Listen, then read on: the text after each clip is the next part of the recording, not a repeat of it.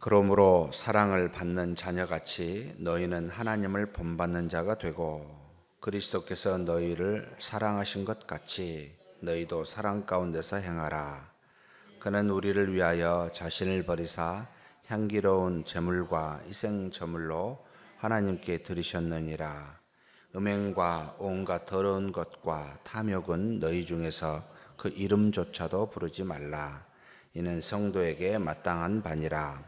누추함과 어리석은 말이나 희롱의 말이 마땅치 아니하니 오히려 감사하는 말을 하라. 너희도 정녕 이것을 알거니와 음행하는 자나 더러운 자나 탐하는 자 곧 우상 숭배하는 자는 다 그리스도와 하나님의 나라에서 기업을 얻지 못하리니 누구든지 헛된 말로 너희를 속이지 못하게 하라. 이로 말미암아 하나님의 진노가 불순종의 아들들에게 임하나니 그러므로 그들과 함께하는 자가 되지 말라. 너희가 전에는 어둠이더니 이제는 주 안에서 빛이라.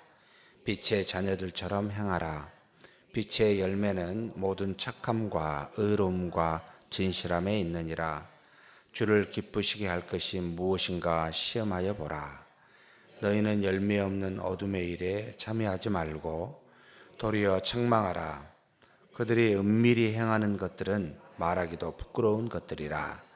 그러나 책망을 받는 모든 것은 빛으로 말미암아 드러나니 드러나는 것마다 빛이니라. 그러므로 이르시기를 잠자는 자여 깨어서 죽은 자들 가운데서 일어나라. 그리스도께서 너에게 비추시리라 하셨느니라. 그런즉 너희가 어떻게 행할지를 자세히 주의하여 지혜 없는 자같이 하지 말고 오직 지혜 있는 자같이 하여 세월을 아끼라. 때가 악하니라. 그러므로 어리석은 자가 되지 말고 오직 주의 뜻이 무엇인지 이해하라. 술 취하지 말라. 이는 방탕한 것이니 오직 성령으로 충만함을 받으라. 시와 찬송과 신령한 노래들로 서로 화답하며 너희의 마음으로 주께 노래하며 찬송하며 범사에 우리 주 예수 그리스도의 이름으로 항상 아버지 하나님께 감사하며 그리스도를 경외함으로 피차 복종하라. 아멘. 여기까지만 하겠습니다. 계속 읽고 싶으시죠? 그렇죠. 사람의 말보다는 하나님의 말씀이 좋기에 사실 모든 것은 그냥 말씀만 읽어도 굉장히 은혜가 됩니다. 사도 바울 선생의 서신들을 이렇게 보게 되면 로마서도 마찬가지입니다만 로마서는 15장에 걸쳐서 상당히 긴 분량입니다만 흐름이 이렇게 쭉 있습니다. 마치 제가 한 번씩 비유를 드는데 산을 올라가서 정상에서 이렇게 내려옴과 같은, 그래서 출발할 때부터 차근차근 올라가서 정상에 올라가서 내려온다, 이런 이제 의미를 가지고 보면은 정상이 어딘가 어떤 것을 핵심적으로 말하는가 이런 게 이제 있습니다. 그래서 로마서 같은 경우는 8장 처음부터 우리 사람에 대해서 그리고 죄에 대해서 그리고 그리스도의 또 다른 율법이 아닌 의에 대해서 풀어갑니다. 차근차근.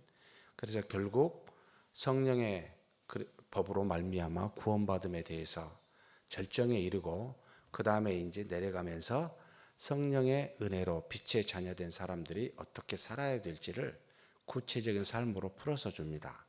그래서 먼저 대부분 다 티오리라고 이론, 그러니까 믿음이 무엇인가라고 하고 믿음에 따른 삶이 무엇인가를 항상 그 다음에 이렇게 따라갑니다. 그래서 믿음은 마음속에 맺어지지만 반드시 행함으로 우리의 삶으로 증거되게 되어 있습니다.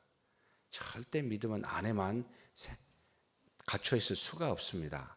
그래서 우리가 열매를 보고 안다라고 말할 때는 열매가 무엇인지가 나타나기 때문에 그 열매의 분량을 보고 사실 믿음의 분량도 우리가 볼 수 있는, 정확하게 우리 마음속의 믿음은 하나님만 분별하시지만 우리가 하나님이 아니기 때문에 우리는 열매를 보고밖에 판단이 아니 됩니다.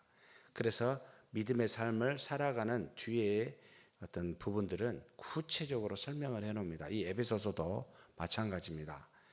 거의 대체적으로 에베소서 전체는 에베소 교회에 대한, 그러니까 교회론의 중심이 되는데, 교회가 어때야 된다라는 것을 쭉 이야기해 놓고 지금 4장부터 5장까지 쭉 뒤에 이제 6장까지입니다만 구체적으로 들어갑니다. 개개인의 삶에. 우리가 그냥 4장에 여러분이 하나하나 집에서 좀 더 보셔야 되고 5장도 마찬가지입니다만, 성령이 교회 안에서는 크게 두 가지가 있습니다. 성령이 한 분이시기 때문에 우리 모두는 한 가지로 하나입니다. 하나님의 영광이라고 드러나는데, 하나님은 드러날 수가 없지만 영광은 눈에 보이기 때문에 하나님을 드러남을 우리는 영광이라고 표현을 합니다. 그래서 그 영광이 개개인에게 드러나는 한 가지, 모든 사람은 하나님의 영광이 드러납니다. 그래서 하나 같습니다 라고 단일성을, 유일성을 이야기해 놓고 그렇게만 말하면 교회가 마치 똑같아야 된다라고 헷갈릴까 봐 다음으로는 몸이 하나지만 지체가 여러이듯이 다양성을 이야기합니다. 그래서 굉장히 많은 다양한 하나님의 영광이 다양한 사람들 속에서 나타납니다. 그래서 다양성을 존중해 주되, 다양성만 존중하면 분쟁이 일어납니다. 하나가 안 된다는 거죠.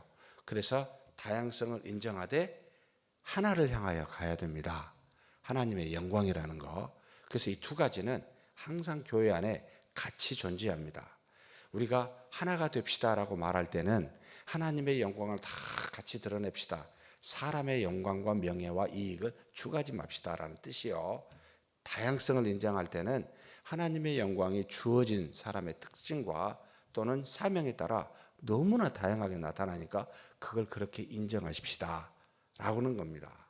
그래서 두 가지가 굉장히 핵심적으로 4장의 초반부에 되어 있고, 그런 우리는 하나님의 자녀로서 이 사람하고는 완전히 다른 사람들입니다. 그러니 새로운 사람으로 변화된 우리는 그와 같은 삶을 살아야 되는데, 이 구체적인 삶이 4장 25절부터 5장에 이르기까지 쭉 기록되어 있습니다. 교회 안에서 믿음의 사람으로서 어떻게 살아야 될지를 알려주고 있습니다. 그렇다면 5장에만 잠깐 우리가 본 부분만 보겠습니다. 우리는 모델이 필요한데 우리 스스로가 그냥 할 수 있는 지혜로운 사람은 아니기 때문에 어떤 롤 모델이 필요한데, 굉장히 놀랍게도 하나님의 사랑을 받는 자녀로서 1절입니다. 하나님을 본받는 자가 되라는 겁니다.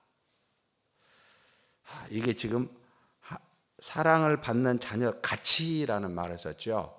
이게 참 이렇게 해서만 번역을 하면 안 되는데, 호스라는 말을 썼는데 영어로는 S입니다. 너희가 하나님으로부터 사랑을 받는 자녀로서, 사랑을 받고 있는 자녀가 우리의 정체성입니다. 그러면 그런 자녀로서 어떻게 해야 됩니까? 당연히 너희를 사랑하는 하나님을 본받는 자가 되라. 기준이 굉장히 높습니다. 하나님의 사랑을 받는 자인 우리는 하나님을 본받아야 됩니다. 이 땅에 위인들을 본받는 존재로 살아서는 아니 된다. 이것만 나와 있는 게 아닙니다. 두 번째 정체성을 또 이야기한 2절입니다. 그리스도께서 너희를 사랑하신 것처럼, 여기 같이라는 말을 썼습니다만 처럼으로 해석한 게 훨씬 더 낫습니다. 그리스도가 너희를 사랑하신 것처럼 너희도 사랑 가운데서 행해야 되는데, 어떻게 해요?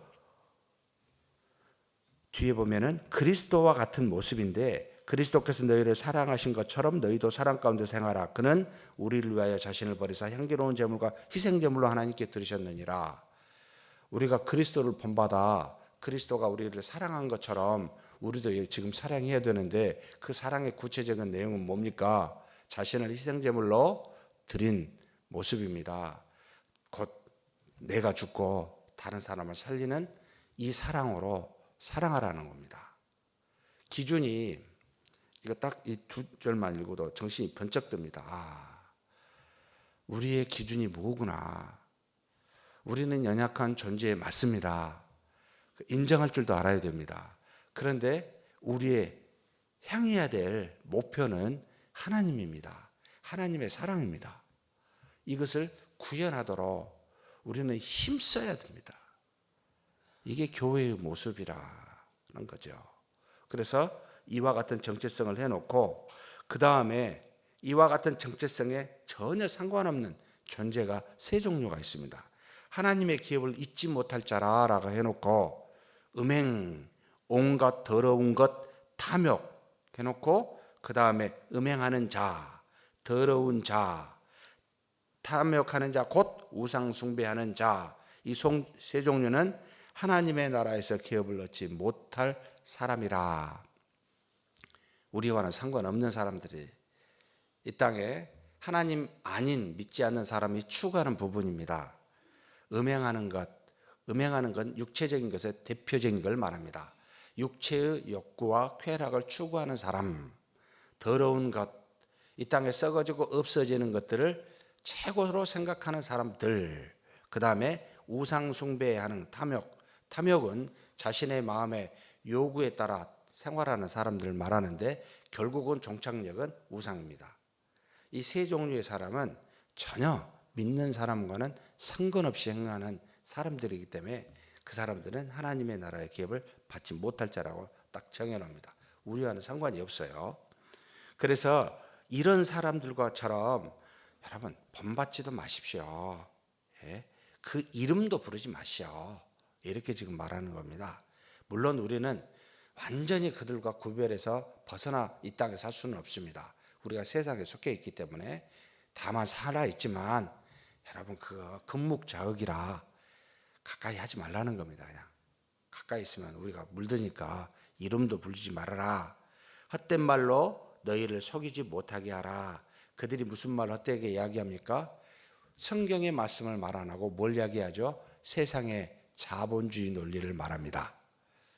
다다익선, 많은 것이 좋다. 두 번째, 민주주의 원리를 말합니다. 많은 사람 다수결 중요합니다. 그 말을 하면서 항상 문제되는 건 도대체 성경의 기준이 무시가 돼요. 성경이 어디에 민주주의를 이야기하고 다다익선이라고 말하는 자본주의를 말합니까? 세상에 보이지 않는 조류와 힘이 이처럼 우리에게 밖에 나가면 우리나 우리 자녀들에게 끊임없이 들려줍니다.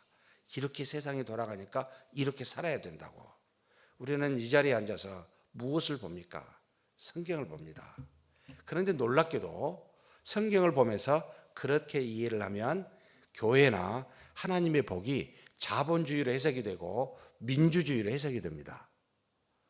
그래서 교회 같지 않는 교회, 기업 같은 교회 수두룩합니다. 여러분 그렇게 세워진 미국식의 기독교가 한국에 와서 메가처치를 지향한 상태에서 현재 한국교회의 형편과 사정이 어떻게 되었습니까? 모든 교회의 문제는 어디에서 일어나고 있습니까? 이미 2005년도에 여러분 기독교가 줄어든다는 통계가 벌써 나왔죠. 지금도 한참 그렇게 가고 있습니다. 너무 감사합니다. 왜요? 병들었음을 깨닫게 해주신 하나님의 은혜로다. 여러분 우리나라만 이런 건 아니었습니다. 서구도 기독교 2000년 역사에 오르락 내리락 하면서 이와 같은 경험을 했습니다. 지금의 서구 기독교는 우리보다 훨씬 더 이전에 19세기 부흥을 엄청난 메가처치를 경험했습니다. 벌써 200년 전에. 그리고 난 다음에 바닥까지 가고 우리보다 더 빨리 정신 차려서 지금은 서서히 일어납니다. 우리는 손가락질했습니다. 노인들만 있는 교회, 건물만 있는 교회, 관광객들만 찾아가는 교회 손가락질한 우리입니다만 가보십시오. 서서히 일어나고 있습니다. 우리는 지금 내리막길에 있어요. 우리한테 비판해야 돼요 지금. 저는 제 생각에 한 20에서 30년은 한국교회 고통의 시간이 올 겁니다. 교회 수 안 일어납니다. 우리 스스로가 내적인 성숙을 이루어야 할 때라고 하나님이 주신 은혜의 시간입니다. 돌아보라는 겁니다. 여러분 80년대 90년대 여의도에 수많은 우리의 죄를 보지 아니하고 수만 받던 시대였습니다. 그때 구원으로 말미암아 하나님의 은혜로 구원받은 사람이 늘어났었습니다. 그때부터 자신의 잘못을 돌이켰어야만 했었습니다. 이제서야 보이기 시작을 하죠. 우리의 잘못이 무엇인지를. 저는 그래서 제가 우리 교회 올 때 장로님들께 교회 수에 대해서 저한테 묻지 마십시오. 저 관심 없습니다. 저는 제가 지향하는 교회는 예루살렘 교회도 아니요 안디옥 교회도 아닙니다. 예루살렘 교회는 처음에 세워진 교회요. 안디옥 교회는 하나님의 말씀이 흩어져서 세워진, 그래서 정말로 사도 바울과 바나바노에 대해서 선교하는 교회예요. 제가 생각하는 교회는 저는 에베소 교회입니다. 하나님의 말씀으로 두란노에서 2년 동안 세워 말씀으로 튼튼하게 한 에베소 교회입니다 라고 제가 분명히 표명했었어요. 저는 그렇게 생각하고 앞으로 제 목회는 그렇게 할 거라고 이야기했습니다. 말씀이 무너지면 여러분 10년 20년 뒤에 한국 교회가 무너지듯이 우리 교회 또 무너집니다. 저는 절대로 이 말씀을 놓아서는 안 된다. 이게 성숙하지 아니하면 안 된다. 결국 이 성숙이 외적인 부흥을 저절로 일어납니다. 그런데 정말 당대에 됐으면 좋겠지만 저는 아니라고 봐요. 10년이나 20년 뒤에 우리의 후손들 여기 30, 40대가 맺을 거라고 보여요. 지금은 아닙니다. 그래서 여기 계신 어르신들과 저는 인내의 시간으로 말씀과 기도에 전무했으면 좋겠습니다. 여기 뒤에 빛의 자녀들은 두 종류밖에 없습니다. 빛을 받고 깨어있는 사람과 빛이 있는데도 잠자는 종류라. 빛의 자녀들처럼 주님이 기쁘시게 할 것이 무엇인지 시험해야 되는데 잠자면은 아무것도 모르고 있습니다. 그래서 모든 착함과 의로움과 진실함으로 열매를 맺어야 되는데, 여러분 우리가 잠자게 되면 하나님의 빛의 자녀들만 열매를 맺지 못하게 되어 있습니다. 죽은 자는 아니지만 교회 안에서 잠자는 자는 되지 맙시다. 깨어 기도하는 저와 여러분이 되었으면 좋겠습니다. 그래서 마지막 7가지를 이야기해 주고 있습니다. 너희는 어떻게 행할지 자세히 15절에서 21절입니다. 지혜 있는 자같이 해라. 첫 번째. 두 번째로, 그러니까 자세히 주의할 게 있게 행하는 모든 일을 살펴보라는 겁니다. 지혜는 막 생각난 대로 말하고 생각난 대로 행하는, 이것은 어리석은 거예요. 그래서 생각나면 주의 깊게 살펴보라는 거예요. 말하고 행하기 전에. 이게 지혜 있습니다. 두 번째는 세월을 아끼라는 겁니다. 때가 악하다는 겁니다. 여러분 우리 실수해도 돼. 이 정도 좀 적당히 해도 돼. 이런 것은 아예 여러분 마음에 두지 마십시오. 처음부터 실수를 안 해야 되고 정확하게 해야 된다. 우리는 여러분 금방 갑니다. 시간. 세월을 아끼셔야 됩니다. 세 번째, 주의 뜻이 무엇인지 이해해야 됩니다. 주의 뜻이 전혀 상관없이 우리의 생각대로, 우리의 다수결로, 우리가 좋은 대로, 좋은 게 좋다고요? 아닙니다. 주님의 뜻에 합당해야 좋습니다. 주의 뜻이 무엇인지를 이해하려면 말씀을 보아야 되겠죠. 여러분 말씀을 읽으십시오. 기도하십시오. 세 번째로 성령으로 충만하라는 겁니다. 성령 충만하지 않으면 어떤 충만이 됩니까? 우리 자신의 다른 어떤 헛된 곳으로 충만합니다. 마치 술 취한 사람처럼.